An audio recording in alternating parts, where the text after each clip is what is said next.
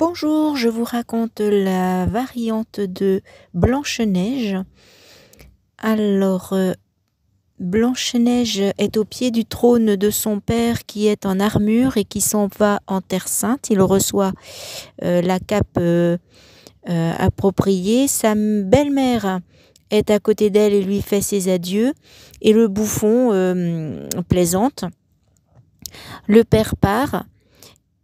Ensuite, on voit les 6 nains qui cultivent la terre, qui forent la mine pour trouver du métal suffisamment dur pour qu'il ne se casse pas. Et ils fabriquent également des automates, notamment un épouvantail. Ils ont tout un système automatique. Et ils couvrent un mystérieux personnage, un chevalier couvert d'une armure qui reçoit un coffre précieux et qui monte à cheval. Il part sur un petit baquet et il traverse l'eau et ensuite il monte à cheval et il part. Il part depuis les 6 nains et il arrive au château. Et il veut remettre le coffre en signe d'allégeance royale au roi en personne. Et la belle-mère dit que c'est elle le roi, sous les yeux du prêtre terrifié, qui également, donc elle s'assoit sur le trône du roi. Et également, elle s'était découverte parce qu'elle était très couverte avant, mais elle a retiré tous ses habits pour montrer toute sa beauté. Donc elle est en décolleté plutôt qu'avant, elle était vraiment, on voyait que son visage, à peine les yeux.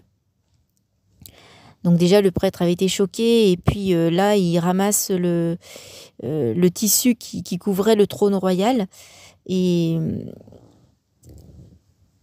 le prêtre également n'est pas d'accord avec le cadeau que offre le mystérieux chevalier nommé Chevalier Noir. Car c'est un globe de cristal qui annonce la vérité. Et il dit qu'il n'y a que Jésus-Christ qui dit la vérité. Et donc pour lui, ça peut pas être juste. Et la reine demande au cristal qui est la plus belle. Et le cristal lui dit que c'est elle. Et elle charme le chevalier, elle le complimente, et le chevalier tombe sous son charme. Et le cristal a... Alors déjà, elle a remarqué, la reine, que Blanche-Neige est belle et qu'elle n'accepte pas cette beauté. Donc elle l'envoie au pavillon de chasse avec le bouffon. Et elle interdit également qu'elle reçoive des instructions. Elle ne doit plus faire que jouer. Mais le bouffon lui fait des leçons de choses. Elle doit deviner les sons. Par exemple, un oiseau, quel est l'oiseau qui chante. Et ainsi qu'au toucher, reconnaître la racine du bouleau, etc., l'écorce du bouleau, etc. Et il se lie d'amitié. Mais le cristal dit à la reine que Blanche-Neige est la plus belle.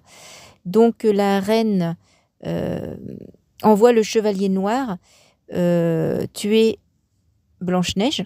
Et le chevalier noir empoisonne le bouffon qui était en train de lui apprendre à faire des crêpes.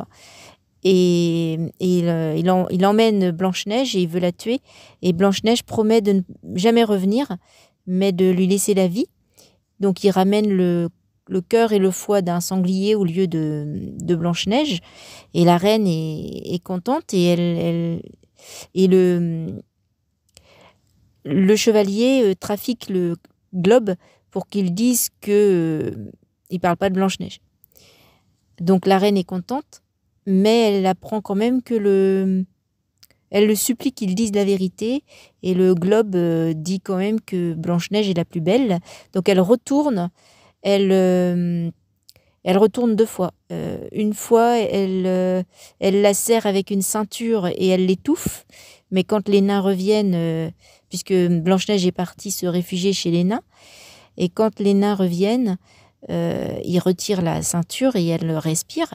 Et la deuxième fois, c'est elle met du poison dans la pomme et du coup elle s'étouffe. Et les nains expliquent qu'ils ont une mission. D'abord, ils expliquent à Blanche-Neige que c'est la belle-mère qui veut tuer Blanche-Neige, qu'il faut qu'elle se garde d'ouvrir à n'importe qui. Et et que la mère de Blanche-Neige ne pouvait pas avoir d'enfant. Elle était quelqu'un de magnifique, mais elle ne pouvait pas avoir d'enfant. Et un jour qu'elle s'était piquée à le doigt, elle avait mis du sang sur de la neige et elle avait demandé qu'elle ait un enfant avec la peau blanche comme la neige, les cheveux noirs comme l'ébène et les lèvres rouges comme le sang. Et elle avait été exaucée aussitôt. Mais elle était morte quand Blanche-Neige avait 2 ans et son père s'était remarié. Et que surtout les nains, ils avaient une mission, c'est celle de rappeler les vertus aux hommes. Et que ce n'était pas facile, mais qu'ils avaient besoin d'être tous les 7. Or, le 7e était parti pour donner la vérité. Et il s'était fait corrompre. Et donc, sans lui, il ne pouvait pas mener à bien, mais lui non plus, tout seul, il ne pouvait pas mener à bien. Et comme il ne voulait pas revenir, il ne pouvait pas continuer d'être entretenu par eux. Et il se trouve que ce chevalier noir était de plus en plus en mauvais état, avec son armure qui fonctionnait plus bien. Et le bouffon a réussi à revenir, a réussi à rentrer au château. Et il a découvert la faiblesse de ce chevalier qui finit par se ramper par terre parce qu'il n'arrive plus. Et le bouffon obtient de chevalier de l'aide, en échange de son aide, qu'il l'aide à trouver Blanche-Neige. Et il lui demande, il lui montre son genou et il lui demande s'il n'y a pas un rouage qui est cassé, parce que lui, il ne peut pas regarder. Et l'autre voit qu'effectivement, il y a un rouage qui est cassé. Donc, le chevalier dit c'est fini. Du coup, il ouvre son armure, puisqu'il ne devait jamais retirer son casque, en fait. Et il se trouve que... en fait, c'est un nain. C'est le 7e nain qui est là-dedans. Et il était comme sur des échasses. C'était un automatisme. Et donc, le bouffon prend le nain à cheval et il court jusqu'à Blanche-Neige. Il passe par une mine et la mine s'effondre sur le nain qui ne peut plus... il meurt. Mais en fait, il avoue qu'il s'était laissé charmer, corrompre, mais que rien n'était plus important que la vérité. Et le bouffon arrive chez Blanche-Neige et il la veille 3 jours et 3 nuits puisqu'elle est comme morte. Et il veut encore... en fait, en la redressant, elle crache la pomme et elle se réveille. Et le nain, le chef des nains, dit que... En fait, ils ont eu tort parce que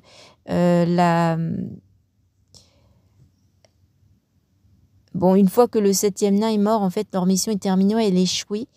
Mais, puisqu'ils n'ont plus la vérité, mais parce qu'ils ne voyaient pas bien clair sans lui. Ils étaient tous utiles l'un à l'autre.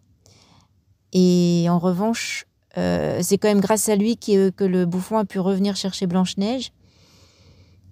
Mais il dit qu'ils ont fait une grave erreur parce que la vérité sans amour ne suffit pas. Et puis donc Blanche-Neige, le père est revenu et Blanche-Neige se marie avec le bouffon, qui est un prince puisqu'il était le conseiller du roi et il savait dire des choses désagréables